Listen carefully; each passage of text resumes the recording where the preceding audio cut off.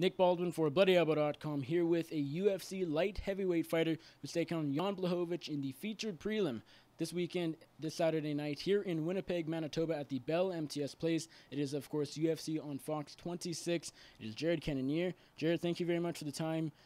How's Winnipeg? You've been here since tonight. Very cold.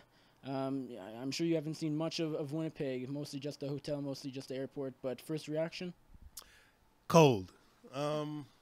Cold, just like Anchorage, Alaska. You know, I just recently moved from Alaska and went to Phoenix. You know, a very different dynamic in weather there. And they brought me right back to Winnipeg, you know, so the cold couldn't keep me away for too long. So Yeah, it definitely is cold here. That's the reaction I'm getting from most people. Let's talk about the fight. You're taking on Jan Blachowicz, of course. He stepped up on short notice. It's been a while. It's not like he stepped up 2 weeks ago. He's been in the fight for a little while. Of course, Antonio Rogerio Nogueira, the legendary Brazilian you were supposed to face, biggest fight of your career. Could have been a big fight. Not super high in the rankings, but still a big name on your record. He tested positive for a USADA drug test. What was your reaction when you heard that news? I was, a little bit of mixed emotions. I was excited to fight Nogueira, but, I'm happy USADA's out here catching these people, and again, I don't know the details on how he got flagged, and, he's saying it's a tainted supplement, so I don't know. Again, I'm just glad USADA's out here doing the job, and I'm glad, again, that I have an opponent. Jan Blachowicz, not as big of a name, but he's been in the UFC for quite a while. He's been around. It's not like he's a newcomer where a win over him, kind of like your last fight against Nick Rogerio, didn't do you a ton as far as boosting you up the rankings. So a win over you, Blachowicz, still does a little bit for your career at least. Yeah, it does a little bit. To be honest, I'm not concerned with rankings or where I stand in the rankings or what other people think about me. I'm just here to get fights and to get paychecks. So I'm glad they have a guy for me, whether he's ranked number 1 or 100. If the UFC deems him worthy to step into the octagon, then, he's worthy to sign a contract, and we're going to get it on. And interestingly, your last opponent, Nick Rogerio, also tested positive in a USADA drug test. And, of course, Lil Nog was supposed to fight you. He tested positive. I don't know. This is some sort of trend. People fighting Jared Cannonier, they have to, allegedly use something illegal. Well, I'm not going to toot my own horn and say that these people are trying to get the preemptive advantage.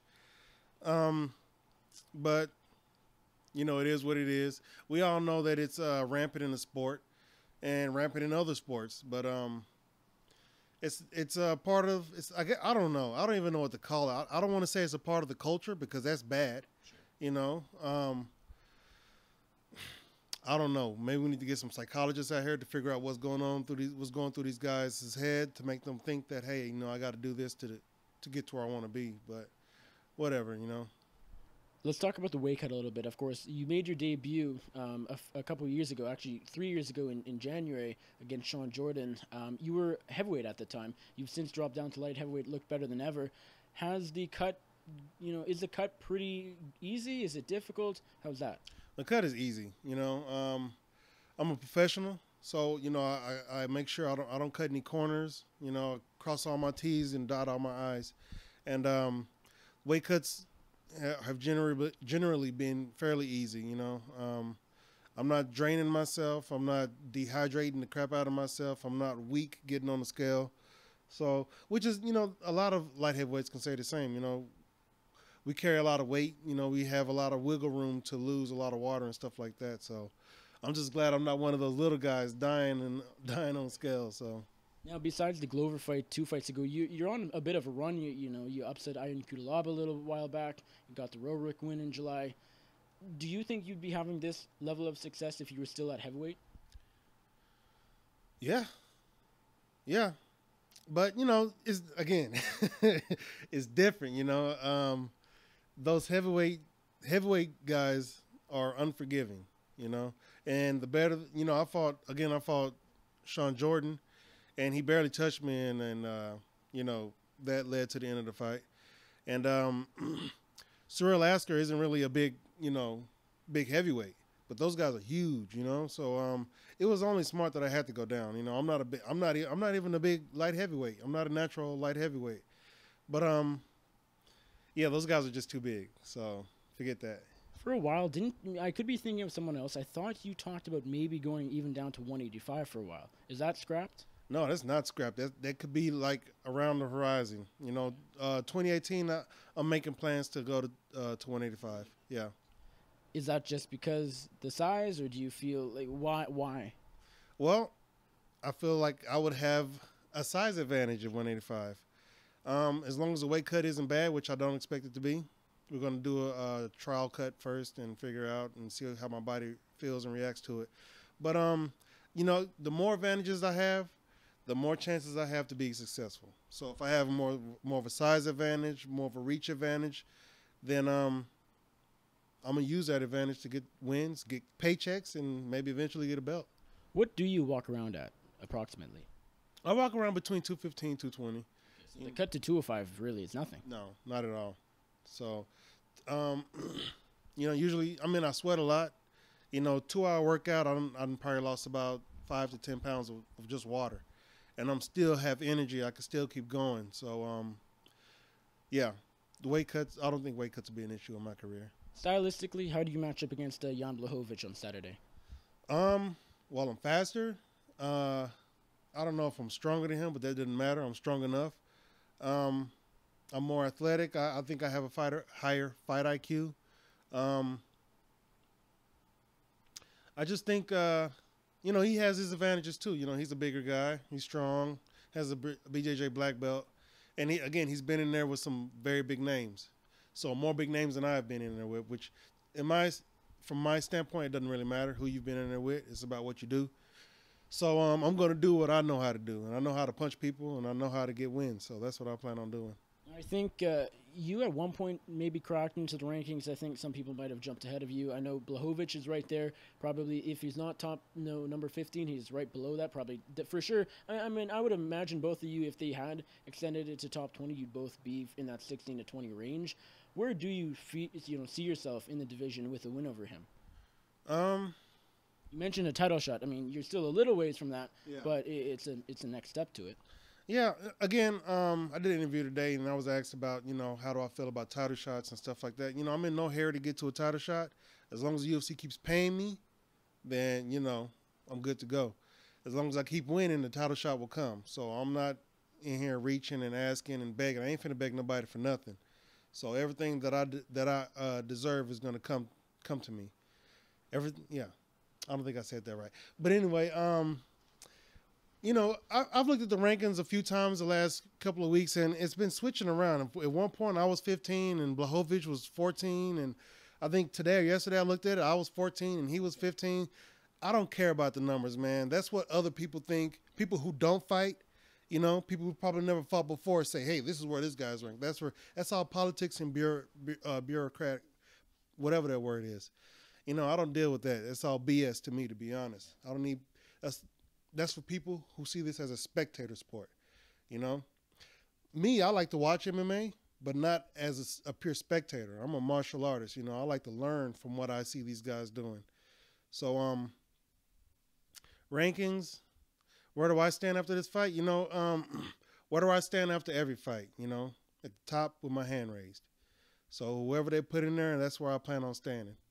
Perhaps, in your opinion, performances mean more than rankings. Like, obviously, they're both connected. Like, if you have a good performance, you're going to go up in the ranks. But if you're coming off a knockout win and you're number 14, someone else is coming off a decision win, he's number 13, who should be ranked. It could be, some people might think the other way. Yeah, it's a toss-up, It depends on who I fought, If I fought Nick Rourke, they're not going to bump me up the rankings, And if Blachowicz beats, say, Manoa, because he's fought him before, let's say that, that's definitely going to, and if he beats him by decision, that's definitely going to bring him up the rankings. So, again, it's all a matter of perspective. And the rankings aren't based on my perspective, so why should I even care? How nice is it that this fight is just a week and a bit before Christmas and the holidays? Just because for anybody fighting at UFC 219 in Las Vegas on December 30th, just a few days after Christmas, a couple days before New Year's Eve, kind of sucks for them because they have to sacrifice Christmas. It's a sacrifice fighters are usually willing to make, but at least here you don't have to. Well, Christmas isn't really my cup of tea. It's been too commercialized. It's yeah. Anyway, the holidays in general. Yeah, holidays are holidays. I'm going to enjoy them regardless. If I still had a full-time job, I'd be getting paid double for them. But that's not the case here. Actually, my wife's birthday is the 15th, 10 days prior to Christmas, so that's more on my mind than Christmas. And so she'll be here celebrating in a way? We'll be here. She flies in on her birthday, actually. So I'm going to get her a good win. Hopefully I get her a fight bonus, performance bonus, enough money to buy the kids Christmas gifts. I guess a weigh-in day and your wife's birthday, it all sort of cancels out. In a way. Weigh-in day, maybe for you it's not terrible because you don't cut too much weight, but for some, it's not a good day. Well, one thing I don't have to do is take her out and buy her gifts and cater to her. It's all about me for her birthday, which I'll probably pay for later. But, again, I'm here for business, and it just so happens to fall on her birthday, and I'm able to, I'm going to get her a win for her birthday. That's what she's going to get. So. You mentioned that you recently became a full-time fighter, and I remember seeing this. So I think, just not that long ago, you quit your day job. How has that impacted your MMA career already? Do you feel like you've already gotten better? Absolutely, and it's going to show Saturday night. I quit my job back in May. I moved down to Phoenix in July, had surgery on my hand, and got back to work towards the end of September, beginning of October. And just the strides that I've made in those few months are definitely going to show in this fight.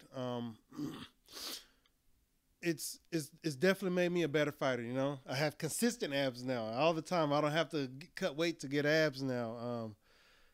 And I'm learning every day. I'm working with really good guys, really good training partners, really good coaches, smart people who know exactly what they're doing, what they're talking about, and I'm smart too, so I'm able to decipher what they're doing and, assimilate it into my own being and become a better mixed martial artist every day. Well, UFC on Fox 26 goes down from the Bell MTS Place this Saturday night here in Winnipeg, Manitoba, Canada. Jared, can't thank you enough. How do you get the job done? You're taking on Jan Blachowicz in the feature prelim. Well, some guys have predicted a second-round knockout. So I'm just going to predict that I'm going to win. I don't care. Who are those some guys? Are those journalists or those people that make the rankings, as you say? Or who are those some guys? My chiropractor. My wife knows I'm going to win. They just know that I'm going to win. That's all I know. I don't predict how I'm going to win because nobody can predict how they win.